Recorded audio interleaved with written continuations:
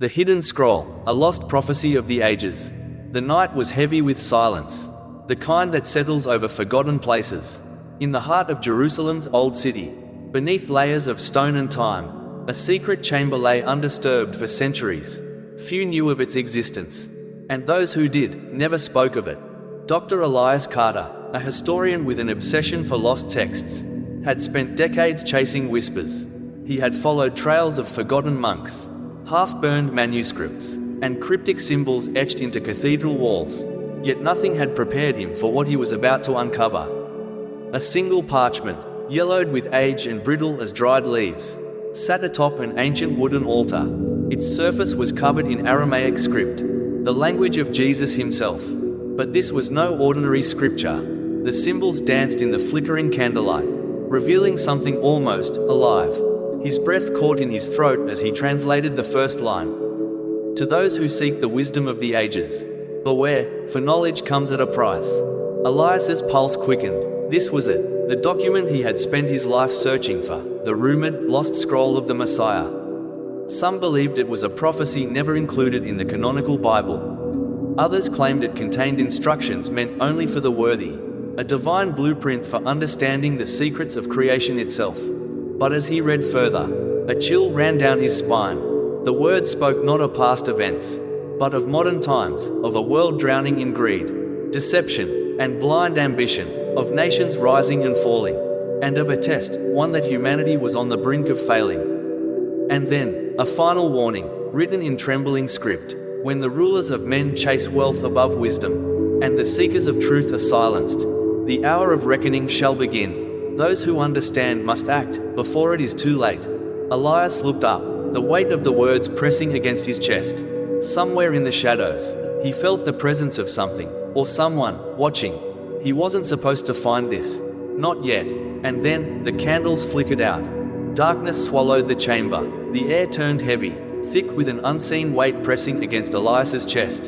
His fingers tightened around the brittle parchment as his mind raced. Had he triggered something? Was there an unseen presence lurking in the shadows? A sudden gust of wind rushed through the underground vault, though there were no openings. The candles, now extinguished, left him in utter blackness. Elias reached for his flashlight, his hands trembling. The beam of light cut through the dust-filled air, revealing the crumbling stone walls around him. But then, a whisper. Soft, almost inaudible, yet undeniably real. Elias turned sharply, sweeping the flashlight across the room.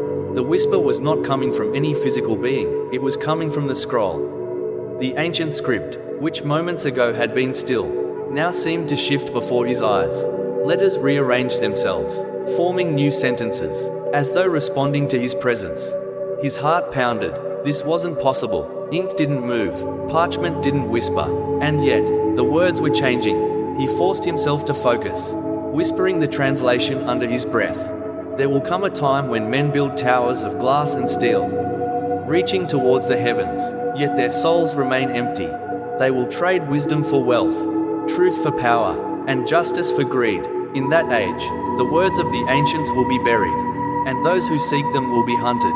Elias's breath caught. He felt a chill crawl up his spine. Was this prophecy speaking of the present day?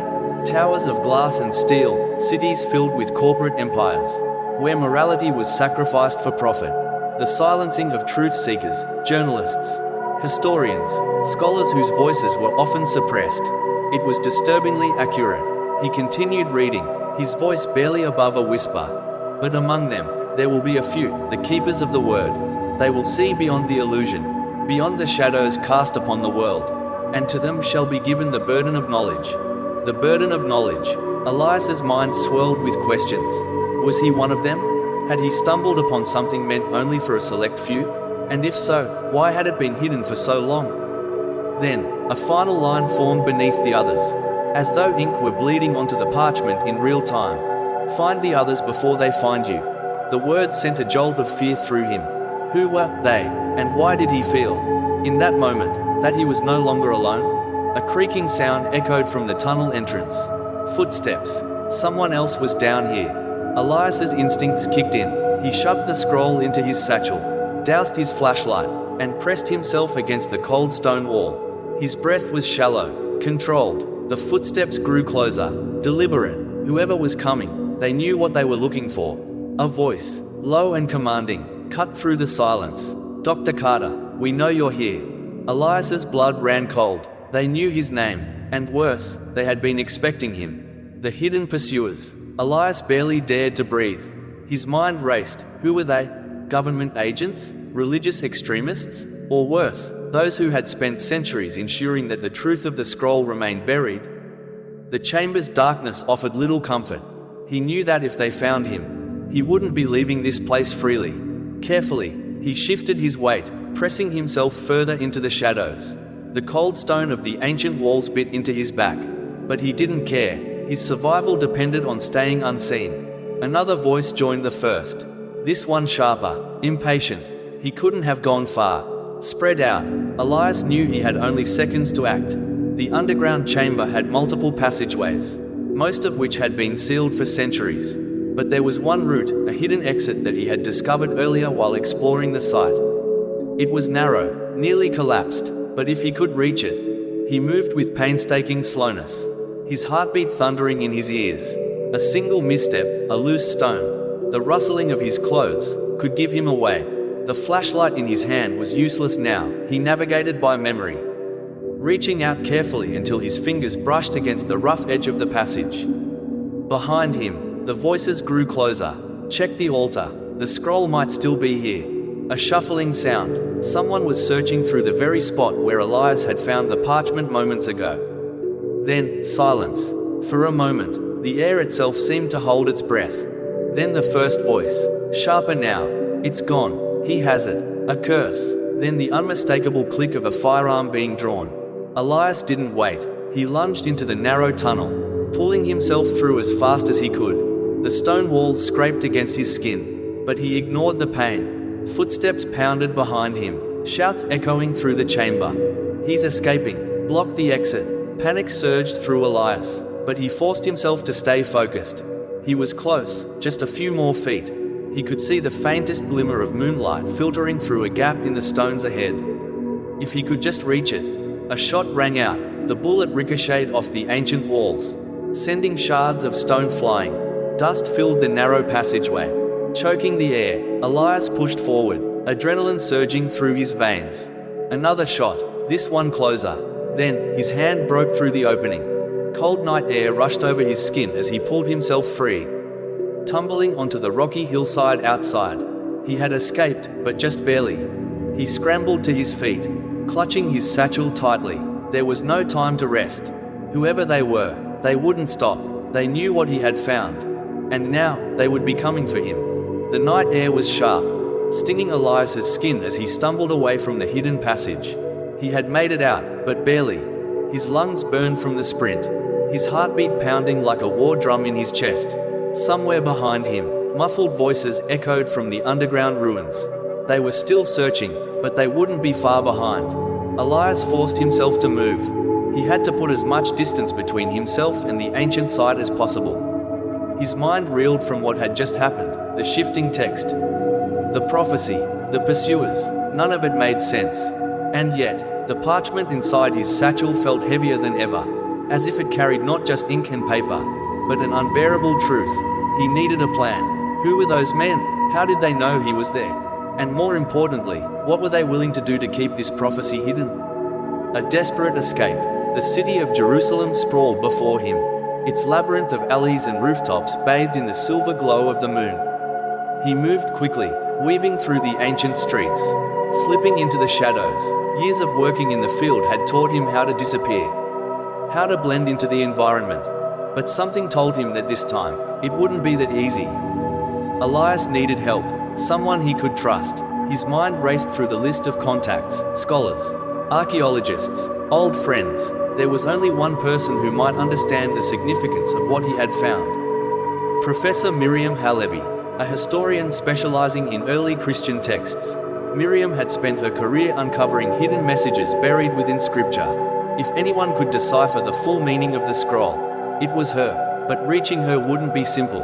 She lived in Tel Aviv, nearly an hour away, and Elias had no doubt that the men pursuing him would be monitoring every major road, every train station.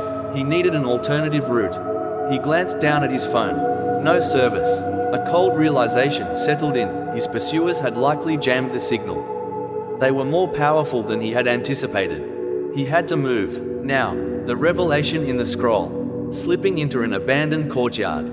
Elias finally allowed himself a moment to breathe. He pulled the scroll from his satchel, hands still shaking. In the dim light, the text appeared unchanged, but the memory of how the words had moved still haunted him. With a deep breath, he continued translating. When the shepherds turn to wolves and the flock is left to wander. The wise must rise, but they will be hunted.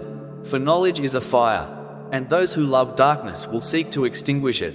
Elias swallowed hard. The message was clear. This prophecy was not just a warning, it was a declaration of war between those who sought truth and those who feared it. And if the men who chased him were any indication, that war had already begun. A familiar face in the shadows. A noise jolted Elias back to the present. Footsteps. Close. He tucked the scroll away and moved deeper into the courtyard. The alley was too narrow to run. He needed to remain unseen. A figure stepped into view at the far end of the passage. Tall, dressed in dark clothing, eyes scanning the shadows. Elias held his breath. Then, another figure emerged. And another. They were closing in. Panic surged through him. But before he could act, a hand grabbed his wrist. He turned sharply, ready to fight, but then he saw her face. Miriam, her dark eyes locked onto his. Come with me, now. The secret network. Miriam led Elias through a maze of backstreets. Moving with practiced precision, she knew these streets well. They finally ducked into a small, candle-lit room beneath an old bookstore. Stacks of ancient texts lined the walls, the air thick with the scent of parchment and ink. Miriam turned to him, arms crossed. Tell me everything. Elias didn't hesitate. He recounted everything, the hidden chamber, the prophecy, the shifting text, and the men who had hunted him. Miriam listened in silence, her expression unreadable. Then she turned to a shelf and pulled out an old, leather-bound book. She flipped to a specific passage and handed it to Elias. He read aloud, "There will be a final prophecy, hidden until the appointed time. Only those who seek with a pure heart will find it, and upon them shall rest the burden of truth." Elias's breath caught. Miriam nodded. "You found something that was meant to stay hidden." Elias exhaled sharply. "Then why show it to me?" Her expression darkened. "Because it means the time has come." The words sent a shiver down Elias's spine. "What time?" he asked, though he wasn't sure he wanted the answer. Miriam met his gaze. "The time when everything changes." The watches. Before Elias could respond, the lights flickered. A deep thud echoed from above. Miriam grabbed his wrist. "They've found us." Panic surged through Elias's veins. He turned toward the back exit, only to see a shadow move past the doorway. They were surrounded. Miriam reached into a drawer and pulled out a small, worn notebook. She shoved it into Elias's hands. "This has everything you need. Codes, names, places, people who can help." Elias hesitated. "Miriam, what about?" She cut him off. "No time. Go." Another loud bang shook the bookstore. The door splintered. Elias had no choice. He turned and bolted toward the hidden exit, slipping into the darkness just as the first gunshot rang out. He didn't look back. The night air was a knife against Elias's skin as he sprinted into the dark alleys of Jerusalem. His legs burned. His breath came in ragged gasps. But he didn't stop. He couldn't. Behind him, the bookstore had erupted into chaos, shouting, crashing shelves, the crack of gunfire. Miriam had sacrificed herself to give him a chance to escape. And now, he had to make sure her sacrifice wasn't in vain. He clutched the notebook she had given him. Inside were names, coordinates, and cryptic notes scribbled in the margins. A map of a hidden network, people who knew the truth. People who had been waiting for someone like him. But first, he had to disappear. Nowhere is safe. Elias navigated the city's underground tunnels, remnants of an ancient world hidden beneath modern streets. He didn't stop until he was sure no one had followed him. Only then did he collapse onto the cold stone floor, his body trembling. Slowly, he pulled out the scroll. In the dim light of his flashlight, the text shimmered. It was as if the ink was still alive, waiting, watching. He translated the final passage. "The one who carries these words must choose, bury the truth and live in shadows, or reveal it and face the fire. The world will not be ready." But the time will come when it must be. Elias let the words sink in. He had a choice. He could run, disappear, spend the rest of his life hiding from the forces that sought to keep this knowledge buried. Or he could expose it, share the prophecy with the world, risk everything. Miriam had chosen to fight. Could he do the same? A world on the edge. Elias knew the prophecy wasn't just about the past. It was about now, about a world built on deception, about power in the hands of those who feared the truth. The signs were everywhere. Wars fought not for justice, but for control, economies manipulated by unseen hands, knowledge twisted to serve those in power, and worst of all, people who had stopped seeking the truth altogether. Was the world truly ready for what he had found? Or was it already too late? The final decision. Elias opened the notebook. There was a name, circled twice, a location, a time, one final note from Miriam. If you're reading this, you know what you have to do. Elias exhaled, his decision made. He stood, tucked the scroll safely into his jacket, and stepped into the night. The hunt wasn't over. It was just beginning.